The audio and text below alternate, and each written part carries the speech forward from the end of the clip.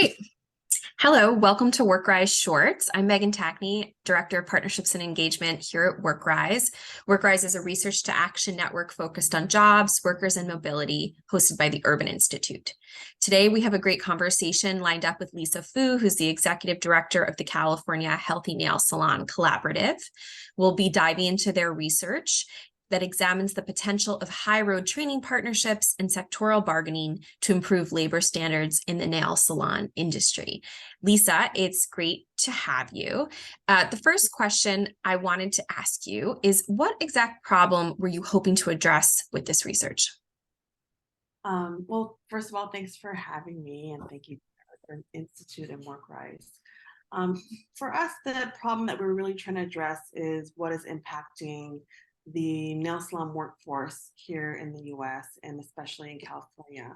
And what we've known from past research and from the work that we're doing on the ground is that nail salon workers are misclassified, are receiving, below minimum wage, and not working in the industry itself is not needs improvement in terms of health and safety.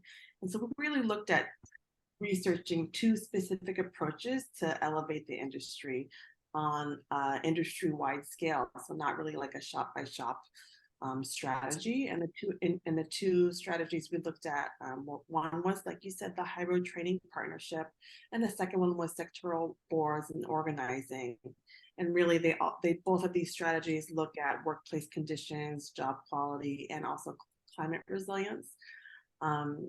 And those, what's I think unique about the nail salon industry is that unionization is actually pretty difficult. And so what else can we do that is sector wide? Hybrid training partnerships are state funded training partnerships. It's a California state grant that's offered by Workforce Development. And it's a partnership that brings industry leaders to the table to create kind of like a high road strategy that can lift the industry together. And it talks about, like I shared, equity, job quality, and climate resilience. Sectoral boards and sectoral organizing is also requires some form of partnership. It could be a policy strategy that lifts up the industry altogether instead of going shop by shop. So it could be a statewide policy or legislation. That's an example of sectoral organizing, and it's in order to pass policy, it really needs to bring folks to the table, like workers, employers, and other stakeholders. And there are different targets and like goals for sectoral organizing and boards, and they could be things like establishing a minimum wage floor for nail salon workers, establishing work industry-wide policies or benefits as it applies to specific sectors. And so with our research, we actually did in-depth interviews with union partners and community partners who have implemented both of these strategies. And then also, in addition to getting their input and experience and how they feel like their work could apply to the nail industry, we also interviewed workers and owners themselves, both in California and in Massachusetts, to find out what they thought about these two different strategies and which ones they felt like were possible in terms of shifting the industry. Makes sense. And so why did you pick this specific problem? It's, workers' rights within the nail salon industry is really important. It's a multi-billion-dollar industry in the US. It's primarily owned and staffed by Vietnamese, immigrant, and refugee women of reproductive age. I mean, the nail salon industry here in California alone has over 100,000 licensed manicurists. It's a small business industry, actually micro business. So according to like the US Small Business Association, a small business could have up to 100 employees, right? 90% of nail salons have less than 10 people that work there. So it's like really a micro business. These are all mostly mom and pop shops. And so within the industry, we really see low wages. We see wage theft, misclassification, classifying workers as an independent contractor when they should be classified as an employee. So because of that, they really aren't receiving the benefits that they should be getting, such as breaks, sick leave, those types of things. And so these issues are really rampant within the industry, and we feel like really we needed to address labor dynamics and issues among employers and workers. And it's also unique because the people that own the nail salons are actually working in the nail salons too. Yeah. It's a little bit different, in terms of, I think, the traditional business where the employer isn't there day to day working alongside workers.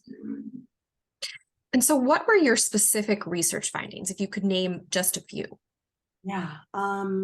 Well, the report talks about the research findings, and I think what's unique about the report too is it also provides like a step-by-step for understanding and how to implement both of these strategies.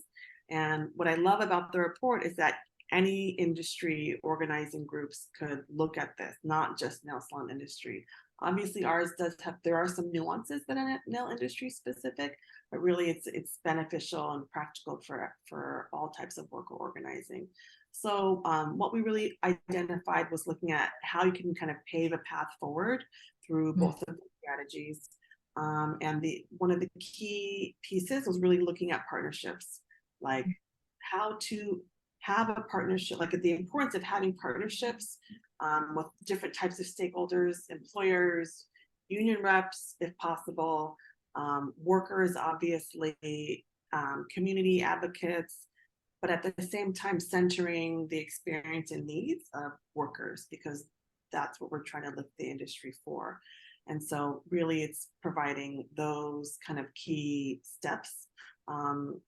With the hybrid training partnerships, we talked about some of the key findings is that the leadership is, like I said, worker-centered, and the focus is on advancing equity and job quality.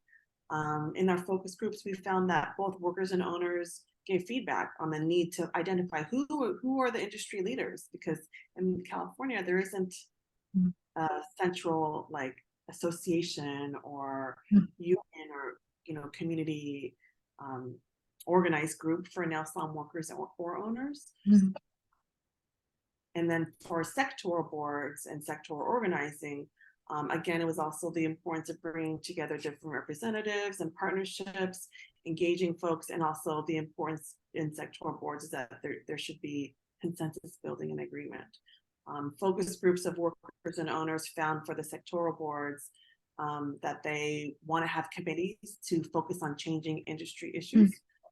They would like to see some types of committees or councils, and also it's really important. It was important for workers and owners to think about power dynamics when it comes to sectoral organizing and sectoral boards. Makes sense.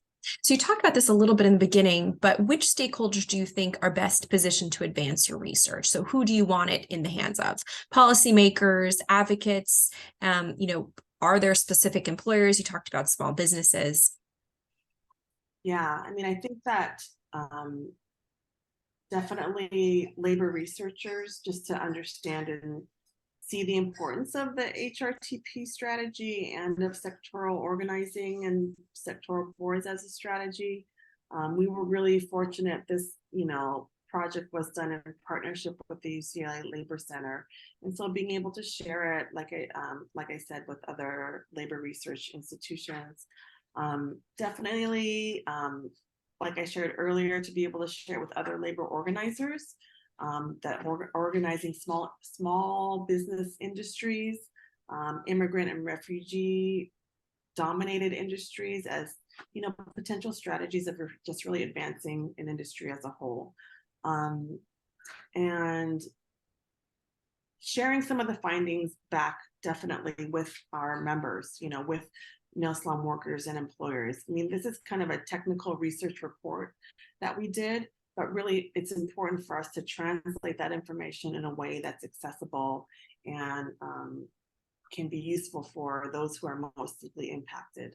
And I would share, we did this research about HRTP and sectoral organizing, and I used the data from this research to apply for an HRTP. So before we felt like maybe we weren't in a good position to apply for it, but after doing this research, we actually felt empowered to be like, let's go for it. HRTPs in California are traditionally not funding worker centers. Most of the work they do is funding larger industries.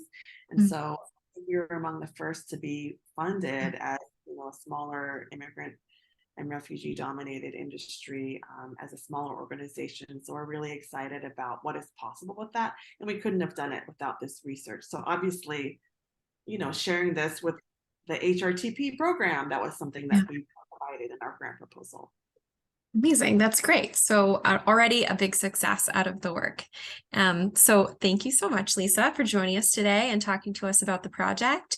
We're excited to see what comes next. I know quite a bit. And you can view the full research on WorkRise's Working Knowledge blog as well as WorkRise's website. Thank you so much, Lisa.